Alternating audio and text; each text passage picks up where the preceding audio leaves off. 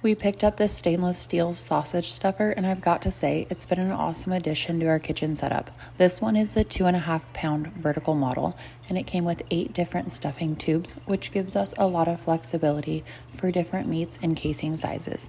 When we first got it, we actually didn't even use it for sausage right away. We used it when we were filling up bags to freeze ground meat for burgers, and it worked perfectly for that.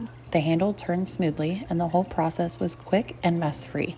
It pushes the meat out evenly, so the bags were packed tightly without air pockets, which really helps prevent freezer burn. More recently, we used it again to make summer sausage, and it worked just as well. The crank is smooth, and the cylinder design makes it really easy to fill and clean.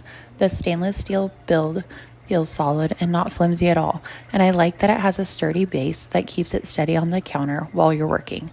It's the perfect size for small batch processing, especially if you're doing home butchering, just like knowing exactly what's in your food. The 8 stuffing tubes makes it easy to switch between sizes, whether you're making snack sticks, bratwurst, or larger sausages. Cleanup is simple too. Everything disassembles quickly, and since it's stainless steel, it wipes down easily and doesn't hold any smell.